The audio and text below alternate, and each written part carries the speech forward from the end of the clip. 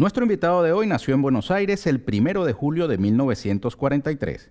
Es sociólogo, politólogo, escritor y profesor universitario. Ha perdido la cuenta del número de libros publicados, que estima en más o menos 15.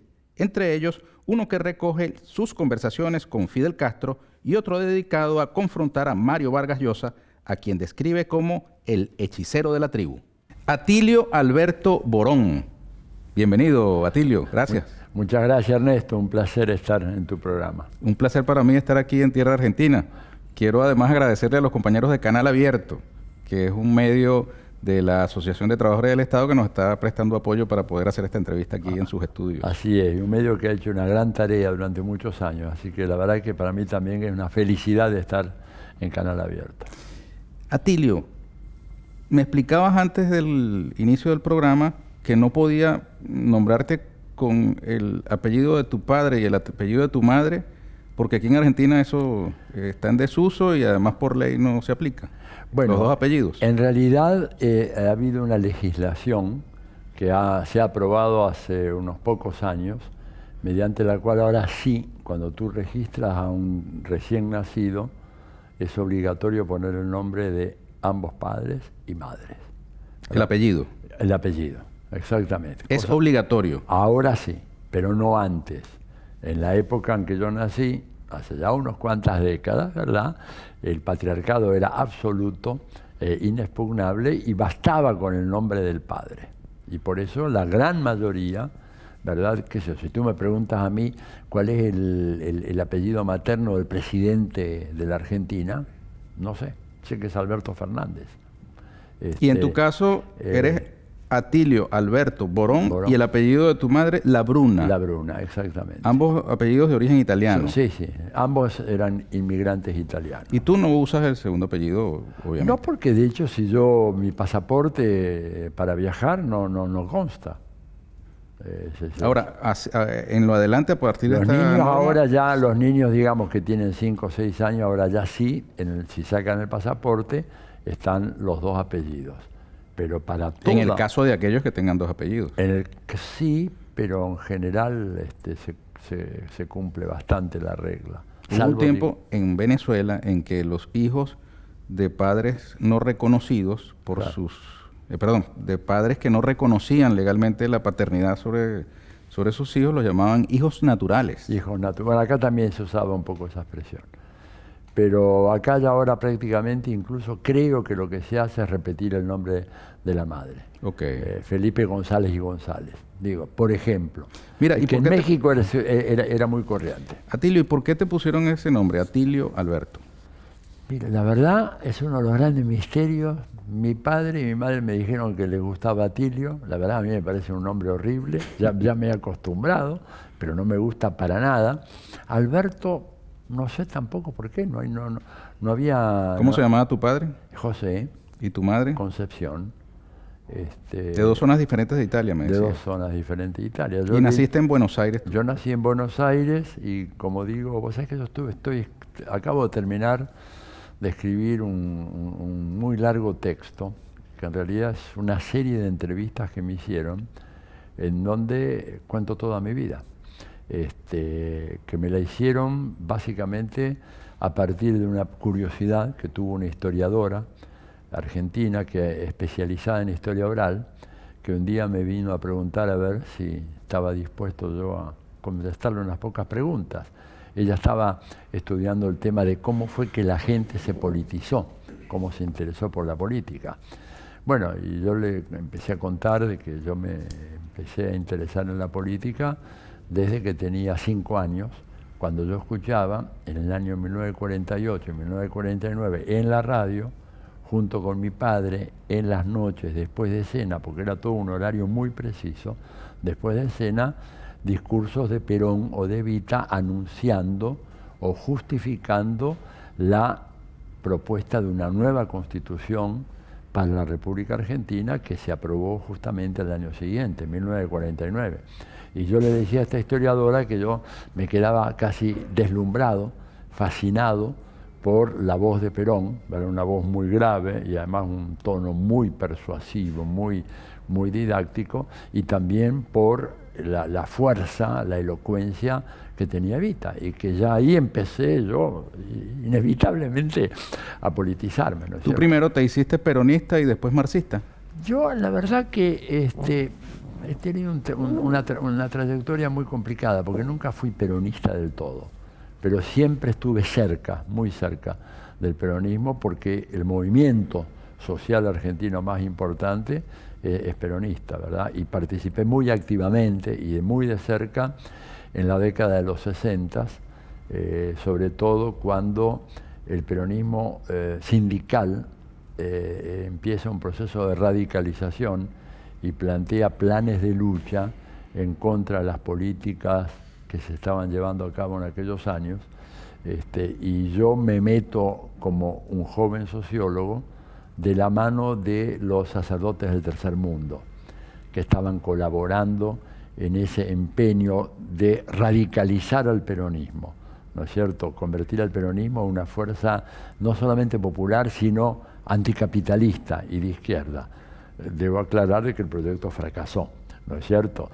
No logramos hacer eso, pero sí logramos un aporte muy importante en, bueno, plantear un nivel de conciencia en algunos sectores obreros, que de alguna manera todo eso se expresó después, fundamentalmente en el Cordobazo, el año 1969, ¿no? Pero luego de eso, yo provengo de un hogar italiano, como te decía recién, muy católico, sobre todo la parte de mi padre, ¿verdad?, que es la parte del norte del Véneto. El Véneto, Gramsci decía que era un bastión del catolicismo, mientras que el sur era mucho más ecléctico. Mi madre es del sur, es de Sicilia, era de Sicilia, pero la impronta familiar fue dada por el norte, ¿verdad?, y ese catolicismo que me llevó primero a acercarme al peronismo, luego a acercarme a las vertientes más radicales del pensamiento nuevo, eclesiástico, teología de la liberación, todo aquello. Estamos hablando de la segunda mitad de los 60, ¿verdad? Don Helder Cámara, por ejemplo, en Brasil, Pedro Casaldiga, ya, y luego Gustavo Gutiérrez en el Perú, que funda la teología de la liberación, etcétera. Y de ahí cae en mis manos un libro decisivo, ¿verdad? Digo, ¿por qué decisivo? Porque mi formación católica era muy fuerte, de verdad. Yo no nací marxista, leninista, chavista, ni nada de eso. Mi nacimiento es de otro tipo. El libro se llamaba El pensamiento de Carlos Marx, escrita por un brillante jesuita llamado Jean-Yves Calvez, ¿verdad?, del cual muchos años después me hice amigo, porque él, cuando yo regresé a la Argentina después de 18 años de exilio, Calvez, en el contexto democrático, empezó a venir y ahí conversé mucho con él. Y el libro de Calvez es una maravilla, porque es un texto de unas 600 páginas, en donde él hace una presentación del análisis de Marx. Y lo que dice a mí realmente me hizo estallar la cabeza de joven católico que tenía yo, cuando dice que el problema con Marx es el ateísmo, pero que el análisis social de Marx y el estudio de las contradicciones del capitalismo y las propuestas de superación del capitalismo son plenamente congruentes con la fe cristiana. Imagínate, eso me produjo, ¿verdad?, un terremoto mental fenomenal, y me instala en un camino que, bueno, que me llevaría a estudiar a fondo el pensamiento de Marx y junto con Marx toda la tradición marxista. Pero se lo debo a ese cura, a ese sacerdote, realmente que le tengo un enorme cariño, a mala valentía, porque él escribió ese libro a comienzos de los 60 y había que ser jesuita, ¿no es cierto?, y tener las agallas para escribir un libro de ese tipo, que por supuesto fue criticadísimo por la derecha acá en la Argentina. Las revistas católicas lo menos que le decían era que Calvez era la encarnación del demonio. ¿Y tú sigues siendo católico o ya no? Yo soy un agnóstico en este momento, digamos. Pero bueno, tengo una identidad de origen que tampoco puedo decirte que puedo ser musulmán o otra cosa, digo. Tengo una cosmovisión que viene de ahí, no soy practicante, he dejado la práctica total. Hoy en día soy un agnóstico total. ¿Cómo fue esto del exilio? Atilio, ¿cómo te Mira, tocó? el exilio comenzó muy pronto, porque tuvo que ver primero con esas actividades que teníamos en la CGT, ¿no es cierto? Años 64, 65, planes de lucha. Hubo 10.000 fábricas ocupadas en aquel momento. 10.000 fábricas ocupadas, con control obrero, no fue una cuestión menor. Pero luego vino el golpe de Estado de Onganía. Y ya con eso, ¿qué fue lo que pasó? Primero me expulsaron, el rector me expulsó de la Universidad Católica, donde yo era profesor. Yo no había podido entrar a la Universidad Nacional, porque tenía un estigma acá en mi frente que decía perito mercantil. Cuando tú en esa época, en el año 60, eras perito mercantil, eras considerado un producto de segunda categoría por comparación a los egresados de los colegios nacionales, que salías con un título de bachiller, con una formación humanista más amplia en lógica, historia, filosofía, latines, griego, etc. Nosotros, los peritos mercantiles, éramos más bien mercachifles, ¿verdad? Que sabíamos contabilidad, principios de economía política, estudiábamos los materiales, química, física, etc.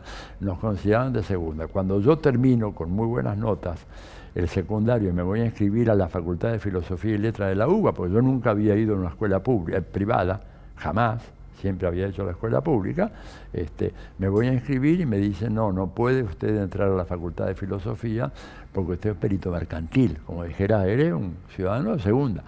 Sin embargo, te puedes redimir. ¿Cómo? Dije yo. Bueno, tienes que rendir 12 materias equivalentes, 12, incluyendo 3 latines, 2 griegos, 2 lógicas, un análisis matemático.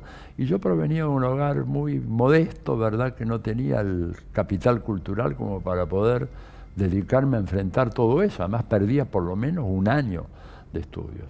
Y bueno, me di cuenta de alguien, un amigo, me dijo, bueno, un típico porteño, ¿verdad?, salido, digamos, de una novela de Roberto Balt, que me dijo, ¿pero qué te haces problema? Dice, si acá se abrió la Universidad Católica, estudio sociología, si total todo es igual. Una expresión muy argentina, total todo es igual, anda a estudiar allá y chao. Y yo la verdad que dije, bueno, entre perder un año y gastar un montón de dinero en profesores, imagínate que me enseñaran griego, latín, fíjate lo absurdo de todo aquello, ¿no es cierto?, en aquel momento. Dije, bueno, voy a ver cómo está la Católica. Y ahí entré y estudié, y había un núcleo de curas radicalizados que estaban ahí como refugiados en sociología, y ese fue el ambiente que me permitió crearme y desarrollarme. Bueno, pero como te digo, cuando viene el golpe de Onganía, en 1966, el rector no solamente me echa a mí, ¿verdad?, que era representante de los profesores, sino que cierra la carrera de sociología, una carrera considerada poco menos que satánica, ¿verdad?, llena de gente que quería, qué sé yo, la revolución, el socialismo, el control obrero. Curas comunistas, pues. Era comunista, directamente, comunista. Hay una frase de Fidel muy linda cuando él habla de un fenómeno más o menos parecido, que dice que, decía Fidel, yo en una época era un comunista utópico, pero luego la experiencia me convirtió en un comunista atípico. Y eso creo que fue lo que me pasó a mí, ¿te das cuenta? Pero bueno, atípico u utópico me echaron, y inmediatamente empecé a tener llamadas telefónicas y mensajes, ¿verdad?, amenazantes. Me echaron también del empleo que tenía en un organismo público, el Consejo Agrario Nacional. Bueno, y aproveché las circunstancias tan desfavorables para aplicar para hacer estudios de posgrado en Chile, en Flaxo, y bueno, y a los pocos meses justamente se abría la carrera de Ciencia Política, fui admitido, y ahí a principios del 67 me marché de Argentina, pensaba yo ingenuamente haciendo una maestría de 2 años y que luego volvería. Bueno, 2 años se convirtieron en casi 18. ¿Cuándo hiciste el PhD en Harvard? Lo hice empecé en el 1972. Ciencia política, ¿no? Ciencia política. Le puse punto final exactamente el 26 de julio de 1976. No fue casual la fecha, fue una de mis pequeñas venganza, ¿no es cierto?, en contra del dogmatismo de Harvard. Le puse esa fecha, fin de la tesis está fechada así. Así que esos fueron 4 años y medio en donde pude hacer el doctorado, ¿no? Y fue muy fuerte el choque con esa universidad, que digamos es un ícono de la formación claro, del capitalismo, sí, ¿no? Sí, sí, sí. Fue muy fuerte. Además, Ernesto, fíjate que, por ejemplo, cuando vos entras allá, siempre te ponen un tutor, ¿no es cierto? Los estudiantes que llegan tienen un tutor. Y yo tuve uno que se llamaba Steve Krasner, era un buen tipo, ¿no es cierto? Razonablemente progresista, un liberal norteamericano. Pero él me dijo, mire, Borón, acá esto es una máquina y la máquina funciona de esta manera.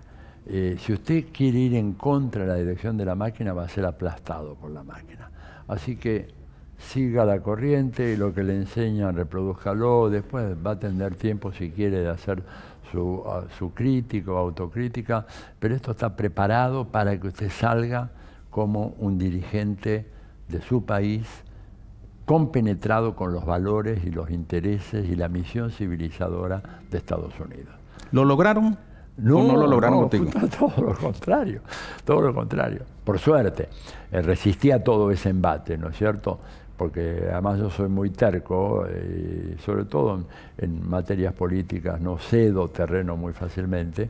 Y a pesar de las presiones, yo logré realmente mantener mi identidad. Y además la idea de ver el imperialismo de adentro, por eso de Martín, ¿no es cierto?, vivido en las entrañas del monstruo, para mí fue extraordinariamente importante en mi radicalización política, porque ya no se trata de la imagen hollywoodesca que Estados Unidos vende tan maravillosamente bien, permanentemente, sino que yo veía la realidad cotidiana. Es decir, yo veía los problemas de los homeless en Boston, por ejemplo, en medio de la nieve. Veía la discriminación contra las poblaciones afroamericanas, contra los hispanos. Veía lo que pasaba con los blancos pobres. Es un tema que en general en Estados Unidos se soslaya, se piensa que los únicos pobres son los negros y los hispanos. No.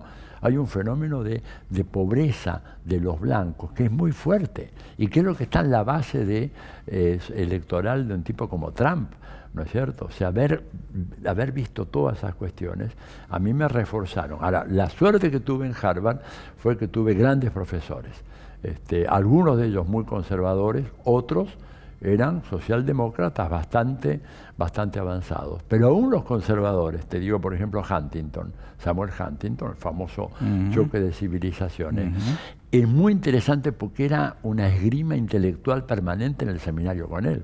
Te digo una pequeña anécdota, si tengo tiempo por ahí. Sí.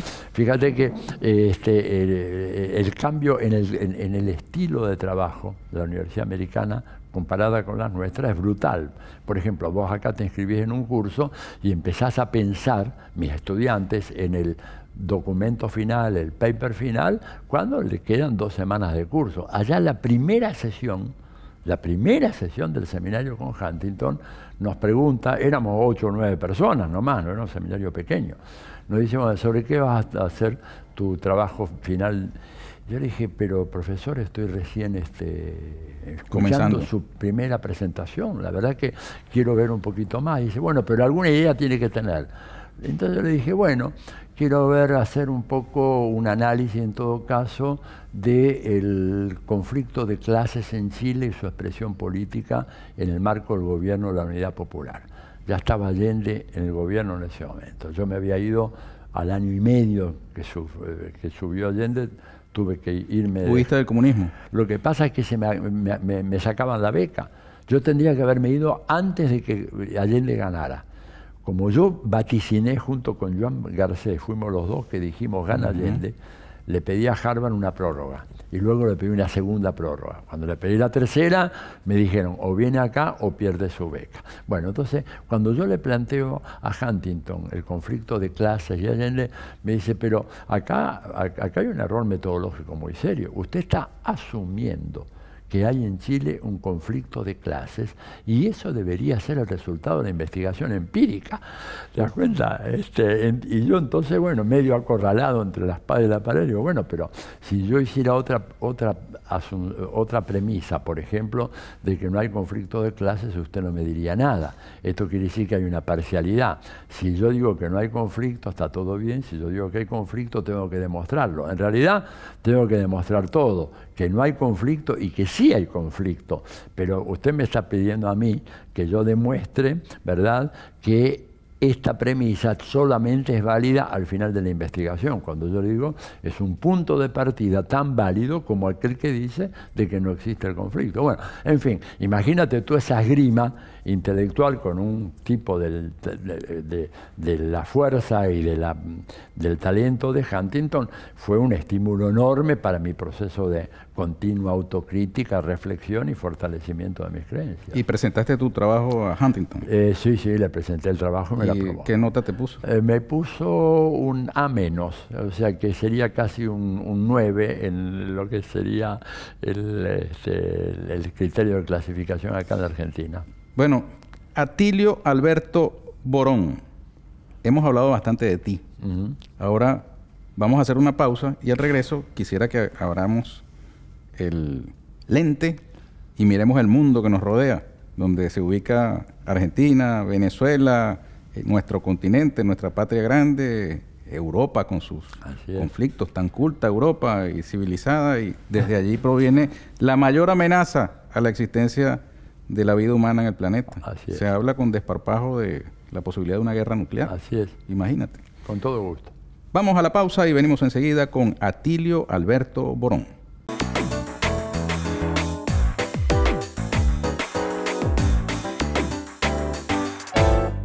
Atilio Alberto Borón. Atilio, el mundo que nos corresponde habitar había estado tan al borde de un conflicto que acabe con la vida humana, como pudiera pasar si todas esas cosas que se dicen cotidianamente en torno al conflicto armado en Ucrania se concretaran, ataques nucleares de aquí y de allá. No, nunca. Fíjate que lo más cercano a lo de hoy fue la famosa crisis de los misiles de octubre del 62, cuando la Unión Soviética, que había emplazado unos misiles como respuesta a los misiles que Estados Unidos emplazó en Turquía, cosa que no se dice nunca, se piensa que fue una medida unilateral de la Unión Soviética. No, Estados Unidos primero emplaza misiles apuntando directamente a la Unión Soviética.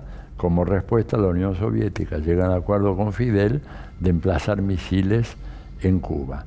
Cuando eso se descubre, con los aviones U-2, los famosos aviones espías norteamericanos, estalla la famosa crisis de los misiles.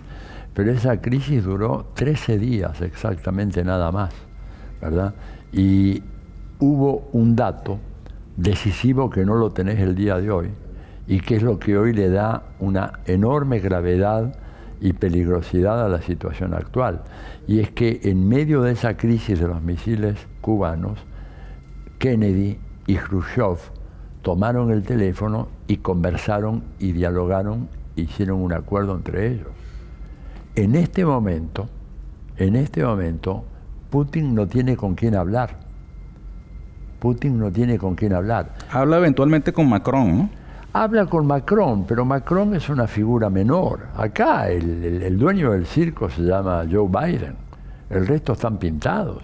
Los gobiernos europeos han caído en el mayor descrédito. Ernesto, debo decirte lo siguiente.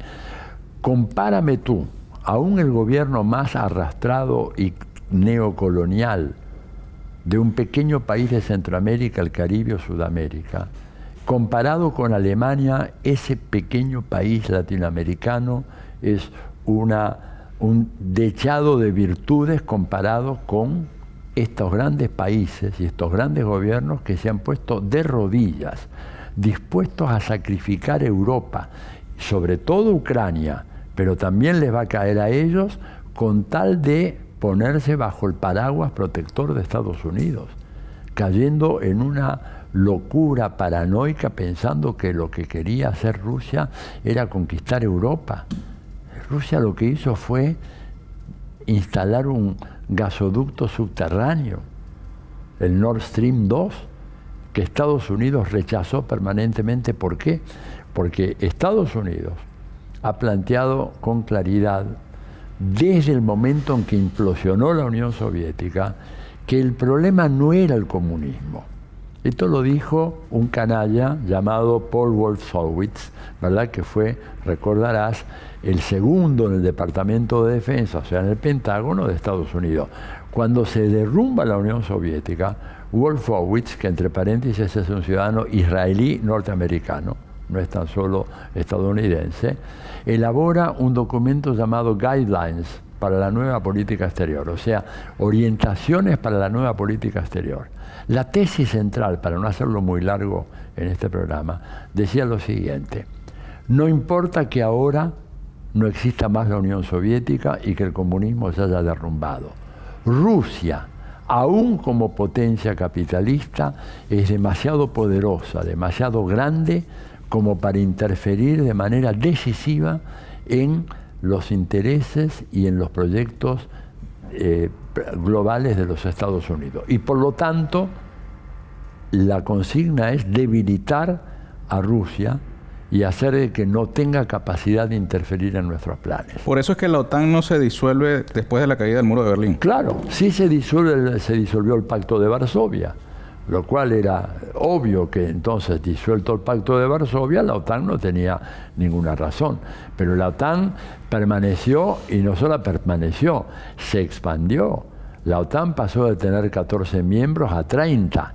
¿Te das cuenta? Y además pasó de estar lejos de la frontera rusa a estar encima de la frontera rusa, ¿verdad? Y sobre todo ahora, si es que Suecia y Finlandia, Suecia y Finlandia cometen el error garrafal de incorporarse a la OTAN, vas a tener a toda Rusia cercada desde el mar Báltico hasta el mar Negro, con solo dos enclaves que todavía no están en manos de la OTAN. Uno es Bielorrusia, que es una aliada fundamental de Rusia, y lo otro es Ucrania.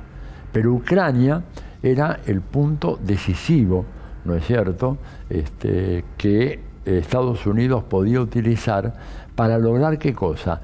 Lograr lo que quedó escrito en un documento de la Corporación RAND, que publicado en el año 2019, te da toda la hoja de ruta de lo que ha venido pasando ahora en Ucrania. ¿Qué decía el informe de la Corporación RAND? Y aclaro, la Corporación RAND es un gigantesco tanque de pensamiento que depende del Pentágono de Estados Unidos, que emplea más de 1.800 personas, Ernesto. No es una de las tantas ONG que tenemos por ahí en Caracas o en Buenos Aires, que son puntos de observación y de espionaje sobre tu país o el mío, etc. No, esto es una especie de universidad financiada por el Pentágono, con una lógica permanentemente militar de carácter belicista, y ellos elaboran un informe cuyo resumen se filtra a la prensa, ¿no es cierto?, y lo publica el New York Times, un resumen de 12 páginas, pero en donde dicen todo lo que a partir del 2022 ocurriría en Ucrania. ¿Qué dicen ellos? El título del informe es nada menos que sobreextender y desequilibrar a Rusia. ¿Qué quieren decir con esto de sobreextender? Se apoyan en la famosa tesis del historiador Paul Kennedy, diciendo que los imperios se destruyen cuando se sobreextienden en sus capacidades de intervención. Entonces, ¿qué dice el informe? Hay que hacer que Rusia reaccione a nuestras provocaciones. Y la reacción fundamental tiene que ser en Ucrania, y por eso tenemos que, a través de la OTAN, instalar armas letales. No dicen armas de destrucción masiva porque hubiera sido un escándalo, pero armas letales, que es lo mismo, en Ucrania, para que Rusia entre en Ucrania y entre en un pantano como entró la Unión Soviética cuando se metió en Afganistán en los años 80. y de esa manera Rusia va a quedar desangrada. Y aparte de eso, vamos a incrementar nuestra presencia en Siria, tratando de acabar con el régimen de Bashar al-Assad. Vamos a proponer sanciones de todo tipo, coordinar acciones con nuestros socios europeos, frustrar el famoso gasoducto Nord Stream 2, que es fundamental, romper el vínculo entre Europa y Rusia y de esa manera avanzar. No lo dicen con todas las letras, pero está escrito entre líneas, hacia un proceso como el que vivió la ex Yugoslavia, que después de los bombardeos de la OTAN y después de la guerra se desintegró y quedó en ese espacio geográfico, quedaron ahora 7 países, ¿verdad? Pequeños, que no tienen ninguna gravitación internacional: Serbia, Montenegro, Eslovenia, etcétera, países muy dignos, pero que no tienen fuerza siquiera para actuar en su entorno geopolítico inmediato. La idea de ellos es fragmentar a Rusia, tener una república siberiana, una república caucásica, una república en la zona de Moscú, acabar con esa, y luego de eso ir por China, porque el objetivo fundamental es China. Esto lo dijo y lo escuchó el comandante Chávez en Mar del Plata.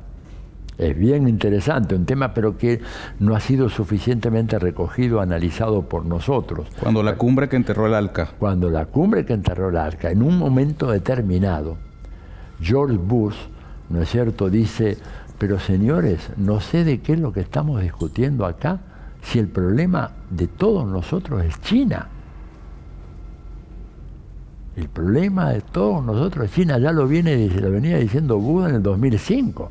No porque Bush fuera una lumbrera, sabemos que no lo es, pero porque los asesores le dijeron: acá el problema grave, una vez que tenemos controlado Rusia, es China, tenemos que ir por China. Porque claro, lo que pasa es que China se ha convertido en un gigante, un dragón gigantesco. Te doy un solo dato, porque sería para hablar de China horas. China hoy es el primer socio comercial o financiero de 144 países. Repito, 144 países del planeta Tierra. Ese es el 75% del planeta. Imagínate, cosa que jamás en el apogeo de su poderío logró Estados Unidos. Entonces es obvio que primero van por Rusia a través del ariete ucraniano. ¿Cuántos ucranianos morirán? ¿Qué les importa? No les importa nada. A Estados Unidos no les importa nada y a los gobiernos europeos tampoco, porque ellos no pueden ignorar, ¿no es cierto?, que si siguen alimentando, ¿no es cierto?, con armas, pertrechos militares, mercenarios reclutados por los gobiernos europeos y el gobierno de Estados Unidos, enviados allá a pelear, saben de que eso va a producir una carnicería gigantesca y no pueden ignorar de que Rusia apenas ha movilizado, según Pepe Escobar, que es uno de los estudiosos más importantes de este tema, un brasileño dedicado a asuntos euroasiáticos hace 30 años, lo que Escobar decía en una nota reciente es que Rusia, contrariamente a lo que se dice en la prensa occidental, apenas ha movilizado el 10% de su potencial bélico en Ucrania, con lo cual ha hecho un desastre, ¿no es cierto? Y imagínate si esta gente se lanza a atacar de nuevo. Ahora, ya redondeando la respuesta a tu pregunta, ¿estamos en peligro de una guerra nuclear? Y sí, el último artículo de Noam Chomsky, que salió hace 3 o 4 días, lo publicó La Jornada en México, lo publicó Página 12 acá, se encuentra por todas partes, y Noam está ahí planteando la tesis de que, bueno, puede haber un desenlace nuclear, dice, porque si a Putin no le admiten lo que él viene planteando, que es una negociación diplomática que garantice la seguridad territorial de todos los países, y no solo de unos pocos. Y si no se admite que Rusia tiene derecho a la seguridad nacional también, bueno, no va a tener más remedio que descargar su artillería más pesada, y probablemente lo que se llaman armas nucleares tácticas, que no son tremendamente letales como las bombas atómicas de Hiroshima y Nagasaki, pero que de todas maneras van a provocar una reacción.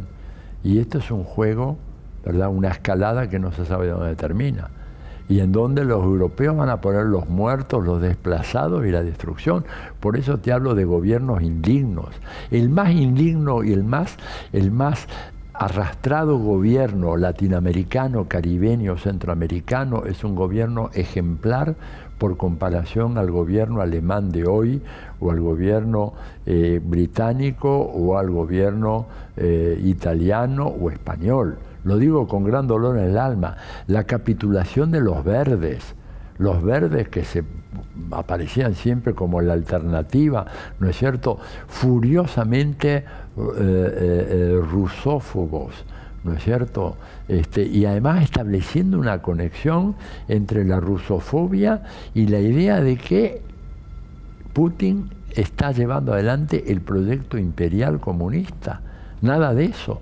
Hay una cita muy interesante de Solzhenitsyn, ¿verdad?, que fue un gran disidente en la Unión Soviética, un hombre perseguido, tuvo que huir a Occidente, etcétera, pero en donde Solzhenitsyn le reprocha a Yeltsin, una vez que hace cargo del gobierno, Yeltsin en el año 92, 93, le dice, bueno, usted ahora debería resolver el tema de las fronteras, porque la revolución bolchevique, producto de las necesidades de la guerra civil y por razones tácticas, le concedió a Ucrania amplios territorios que eran históricamente de Rusia, que jamás fueron de Ucrania. Así que recupere usted esos territorios. Solzhenitsyn lo dice.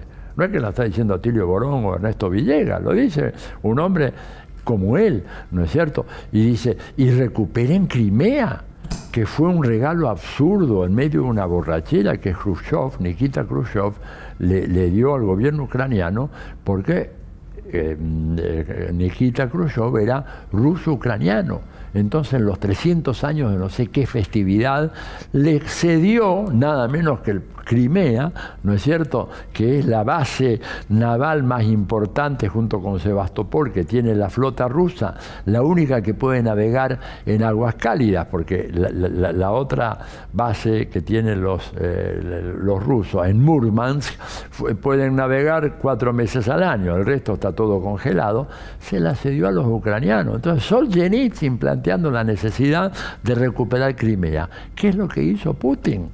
Entonces, cuando uno ve toda esta historia y ve la complejidad de todo esto, se da cuenta de que realmente estamos en un momento muy crítico, en un punto de inflexión. El más grave, digamos, en mi larga vida, nunca hubo una situación internacional tan erizada de peligros fatales. Además, ni te cuento, Ernesto, lo que significa esto con el aumento de los precios del petróleo y de los alimentos.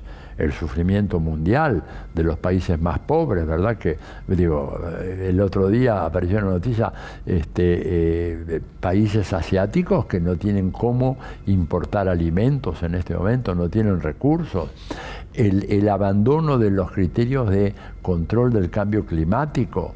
Lanzar con fuerza ahora en Estados Unidos la consigna de perforar, perforar y perforar, cuando habían establecido en la época de Obama restricciones, ¿verdad?, al fracking y todo lo demás. Están autorizando en Europa ahora, digamos, el traspaso hacia el carbón por el encarecimiento del gas como fuente de energía. Vuelven, ¿no?, al carbón.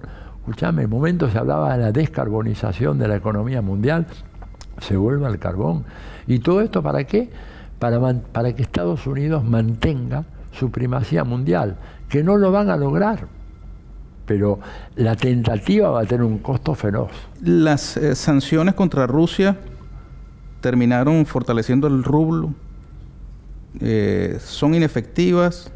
¿Crees que es cuestión de tiempo? ¿Hay que esperar para hacer un pronóstico?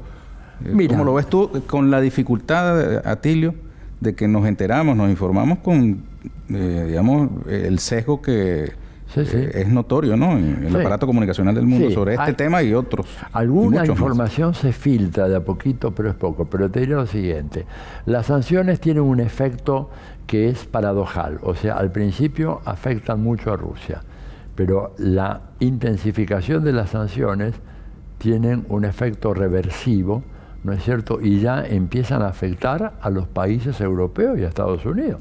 O sea, que Estados Unidos tenga una inflación estimada para este año de 8.5%, cuando es un país que no tenía más de 1, 1,5 y ya era un signo de escándalo, tiene que ver con esas sanciones. La inflación en Estados Unidos, el malestar social, las protestas sociales muy fuertes en toda Europa, ¿verdad? O sea, la política de las sanciones tienen un efecto en principio positivo para aquel que las aplica a corto plazo, pero luego revierten en su contra, de manera tal de que no van a funcionar. Pero además hay un hecho más importante que se les escapó a los estrategas americanos, que rompieron la economía mundial.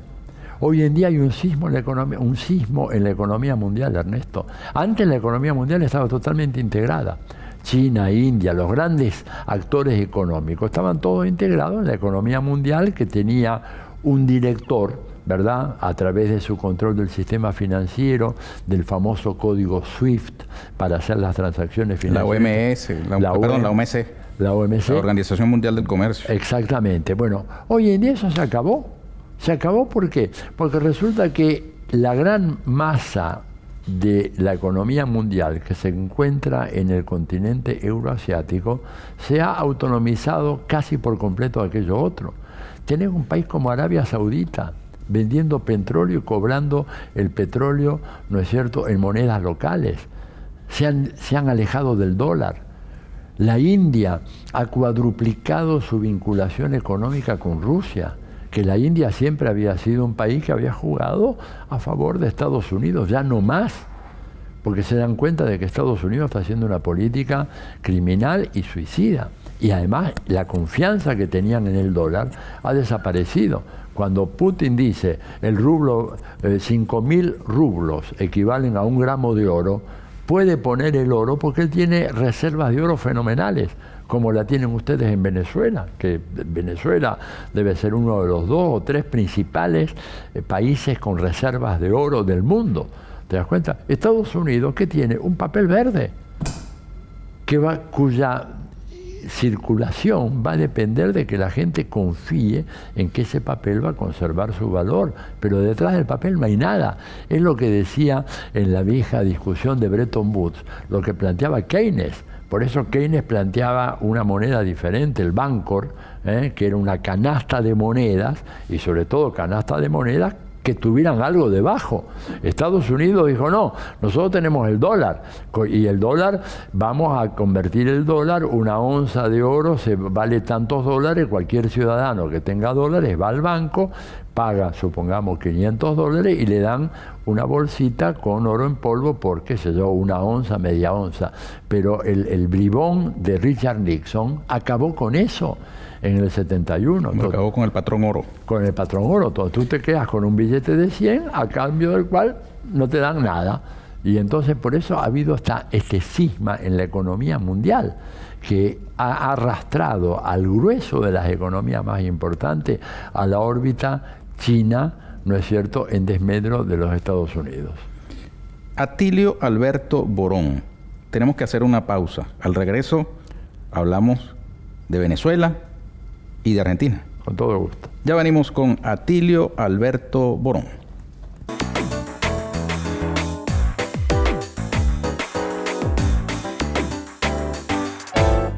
Atilio Alberto Borón. ¿Por dónde quieres comenzar? ¿Por Argentina o por Venezuela? Bueno, tal vez por Argentina, digamos, además por respeto, porque yo no sé si tengo toda la información adecuada para hablar de Venezuela, pero por supuesto estoy dispuesto a hacerlo. Okay. ¿Cómo están las cosas en Argentina? Están complicadas, ¿no es cierto? Tenemos una coalición electoral que no ha logrado convertirse en realmente un frente político de gobierno. Y eso hace entonces que haya un debate que no es un debate interno. Muchas veces la gente dice hay un debate, no, es un debate que se hace a través de los medios, y de los medios controlados por la oposición, lo cual llega por momentos a ser casi ridículo, ¿verdad? Que lo que debería ser procesado internamente como un debate acá, nos enteremos porque aparecen algunos de los grandes medios hegemónicos, críticas, algunas oblicuas, otras frontales, etc. Pero yo creo que estamos a tiempo todavía de corregir eso y de enfrentar la elección de octubre del 23 con algunas posibilidades de éxito.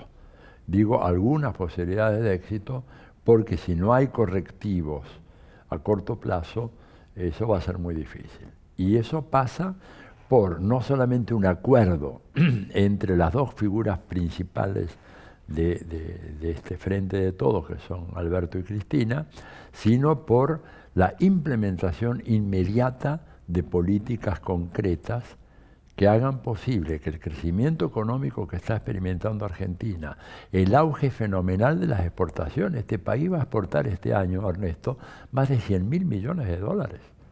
O sea, 35.000 millones de dólares más de lo que exportaba hace 1 o 2 años. Pero no hay distribución, porque el capitalismo naturalmente no distribuye. Ahí está el papel del Estado en la redistribución. Y esto se complica además porque la Argentina, como parte del sistema internacional, económicamente, va a depender en gran medida de cómo le vaya en su relación con los países del BRICS. El gobierno de Alberto Fernández ha recibido un regalo de Reyes fenomenal, en donde nada menos que Xi Jinping invita a la Argentina a incorporarse a los BRICS, o sea, la alianza de Brasil, Rusia, India, China y Sudáfrica. Y ahora sería Argentina. Y es nuestra única posibilidad de engancharnos en la franja y la ruta de la seda, en la dinámica del centro más importante de la economía mundial, el centro de gravedad de la economía mundial que se encuentra en el Asia-Pacífico, ¿verdad? Porque, como ha ocurrido con el gobierno de Mauricio Macri, que pensaba de que bastaba con hacer una política arrastrada para que llovieran las inversiones norteamericanas, no llovió nada. Todo lo contrario, se llevaron todo. 86.000 millones de dólares fugados de la noche a la mañana con la complicidad de la banca norteamericana, de los fondos buitres americanos. Entonces, para la Argentina lo de los BRICS es fundamental. Y esto tiene que ver con la política exterior. ¿Qué va a hacer Alberto Fernández en la cumbre de las Américas, ¿verdad? Que es una cumbre mal nacida, que es una cumbre que no puede funcionar si es que no van todos los países de América Latina, el Caribe y Centroamérica, ¿no es cierto?, si no participan todos allá. Y Argentina está en la duda. ¿Por qué? Porque López Obrador no va a ir, va a mandar a su canciller, Lucho Arce no va a ir, va a mandar al canciller, Xiomara Castro no va a ir, Bolsonaro no va a ir, menos por convicción propia y más por una orientación muy clara de Itamaraty, que tú sabes que es una de las grandes cancillerías que hay en América Latina, y quedaría Argentina en una posición muy incómoda, siendo el único país, la tercera economía de América Latina, que iría a esa cumbre de la mano del presidente. Yo espero que no lo haga, porque si llega a hacer eso el gobierno argentino, las perspectivas de un ingreso definitivo al BRICS se van definitivamente al demonio, por una razón muy simple, porque lo que se va a hacer en la cumbre de Los Ángeles va a ser reordenar la tropa, la peonada latinoamericana, para encuadrarla detrás de la cruzada antirrusa y antichina del gobierno de los Estados Unidos. Atilio, Venezuela y Argentina están restableciendo relaciones diplomáticas, llevándolas nuevamente a nivel de embajadores. Sí. Hay digamos, una disposición mutua a hacerlo, ¿no? Ya así está nombrada nuestra embajadora Estela Lugo. Ustedes han de enviar a Caracas a su embajador, ¿no? Sí, a Oscar Laborde. Ajá. Ya está designado. Designado, exactamente. Ahora, eso está ocurriendo en un momento geopolítico regional también movido. Muy movido. Porque además los Estados Unidos han anunciado una relativa y muy tenue flexibilización del régimen de sanciones que ha aplicado muy duramente a Venezuela. Así es. Autorizando unas operaciones, una ampliación de operaciones de una empresa estadounidense, la Chevron, que explota petróleo en Venezuela. ¿Cómo ves tú ese cuadro? Bueno, yo creo que Estados Unidos opera sobre la base de un pragmatismo muy grande y evidentemente ellos en este momento necesitan la colaboración de países petroleros para controlar el aumento fenomenal de precios que se le viene y que va a repercutir negativamente internamente, de manera que arrojaron por la borda sin ninguna consideración a Juan Guaidó, que era un fantoche, y mandaron una delegación a conversar con el presidente legítimo de Venezuela, que es Nicolás Maduro. Es un reconocimiento de una realidad. Lo mismo hicieron mandando gente a Teherán, ¿no?, a hablar con el famoso régimen, entre comillas, de Teherán. Yo creo que es un momento muy especial. Creo que Venezuela puede aprovechar esta oportunidad, debe aprovechar esta oportunidad. Me parece que es importante darse cuenta de que en contextos como estos a veces hay que tener mucha imaginación y mucha audacia para hacer algunos cambios, aunque sean tácticos, ¿verdad? Qué sé yo, evidentemente el comandante Hugo Chávez nacionalizó la industria petrolera, pero hoy en día se requiere hacer una política que incorpore tecnología, inversiones del sector privado petrolero, que sin ser mayoritario de ninguna manera, pero que pueda contribuir, ¿verdad?, al resurgimiento de la industria petrolera venezolana, que va a ser bueno para Venezuela, bueno para el pueblo de Venezuela, bueno para muchos países que van a depender del petróleo de ustedes. Ahora, todo eso ustedes lo hacen en Venezuela en medio de un vecindario en donde tienes un narcogobierno como el de Iván Duque, que ha hecho un desastre en Colombia, que ha sido ocultado por la prensa, matando a un dirigente social cada 2 días. Imagínate si en Venezuela hubieran estado ustedes liquidando a un dirigente social día por medio. Lo que sería la gritería de la prensa mundial sería absolutamente estruendosa. Sin embargo, Duque puede hacer cualquier cosa, ¿no es cierto? Pero bueno, aparentemente hay unas buenas perspectivas de que venga un cambio de gobierno, aunque se están jugando la vida. Gustavo Petro y Francia Márquez, la verdad, yo les tengo un respeto, porque cuando veo esas fotos, ¿verdad?, de esta gente en mitines políticos con chalecos antibalas desde los hombros hasta los pies, realmente me da una sensación de tristeza tremendo, y la complicidad de la prensa que no comenta nada. Yo siempre digo, imagínate si saliera, digamos, una foto así en Venezuela, un Guaidó o un Leopoldo López o un cualquiera de estos otros cubiertos así, lo que sería la gritería, ¿no es cierto?, de la prensa. Entonces, creo que vamos a ver qué pasa con Petro. Petro tiene también que ajustar un poco la mirilla para establecer una buena relación con Venezuela. Tuvo algunas declaraciones desafortunadas, ¿verdad?, como las tuvo también Boric. En parte creo que el clima ideológico colombiano es tremendamente opresivo. Te digo, en este país, en la Argentina, lo es, pero cuando yo voy a Colombia, me siento mucho más sofocado que en la Argentina, porque allá el peso, el consenso antibolivariano, antichavista, antimaduro, anti-Venezuela, de la gran prensa, no digo el pueblo colombiano tiene al contrario buenas relaciones con Venezuela, no tiene problema, pero las élites o el grupo que circula, ¿verdad?, y que recibe todos estos mensajes, es un grupo que está envenenado por esas noticias. Vamos a ver qué pasa. O sea, América Latina se está moviendo, y mucho. Y el hecho de que, por ejemplo, haya habido este relajamiento de las sanciones en contra de Venezuela, lo mismo un relajamiento relativo, pequeño, pero importante, en relación a Cuba, que por ejemplo ahora puede empezar a recibir remesas de vuelta, puede haber viajes. Todo esto habla de que el imperio se da cuenta de que ya no controla las cosas como antes.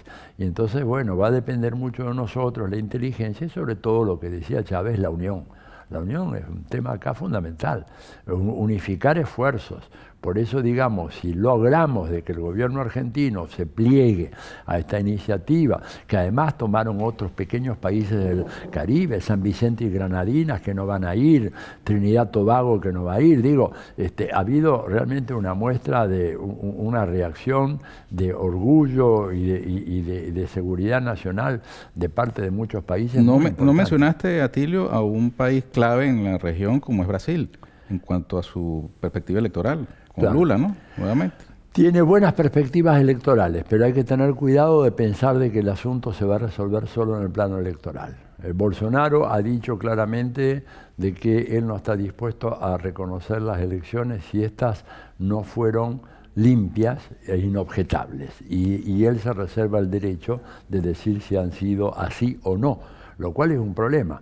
Bolsonaro no tiene el apoyo de la institución militar, Ernesto, eso es muy importante, es una buena noticia. Aunque su vicepresidente es militar, ¿no? Aunque su vicepresidente, pero los militares no están en ese plan. Pero sí Bolsonaro ha logrado establecer una red capilar hacia abajo de vínculos con militares en distintas guarniciones y en distintos destacamentos de Brasil. ¿Está sugiriendo un golpe?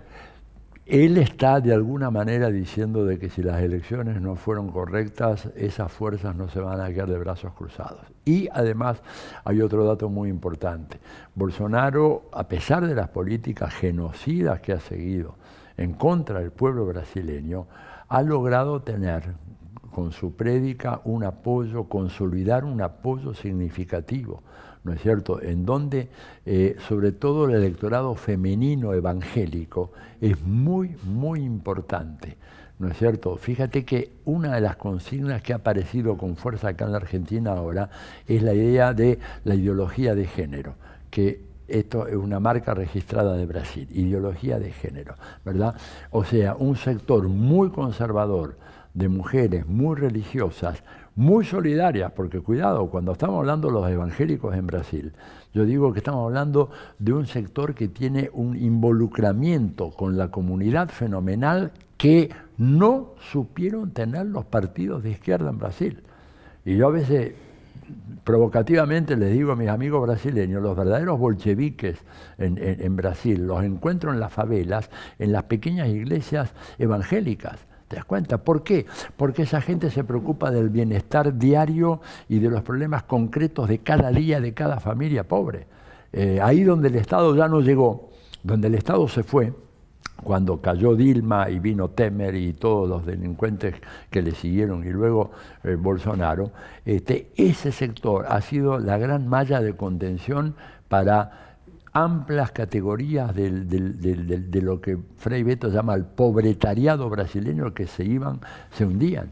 Y por eso, digamos, tener esas iglesias no es una cuestión menor para Bolsonaro. O sea que vamos a ver qué tal salen las elecciones. Ojalá que gane Lula y que pueda llegar al Palacio de Planalto. Atilio, estamos ya por terminar, pero tú mismo lo mencionaste, este tema que algunos despachan como la ideología de género. Pero recientemente hubo noticias sobre una nueva denominación para las mujeres, creo que es en Chile, ¿no? Que proponen que se denominen a las mujeres personas menstruantes.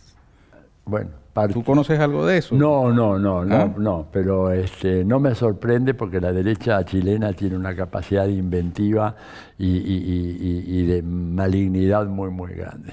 Pero esto trasciende el tema de las izquierdas y las derechas. Hay digamos, una corriente mundial que está reivindicando los derechos de, digamos, las distintas opciones de orientación sexual que hay en boga, ¿no? Sí, sí. Entonces hay un debate sobre las palabras incluso que se utilizan para designar a cada una, ¿no? No me parece, a mí personalmente no me parece muy apropiada esas personas menstruantes, digo, puede ser tal vez para algún círculo social que la reciba de una manera positiva, pero creo que mejor llamar las cosas por su nombre, ¿no? Correctamente. Tú a los 79 años, ¿cómo ves eso? Esa diversidad sexual que no era típica de tu tiempo de juventud.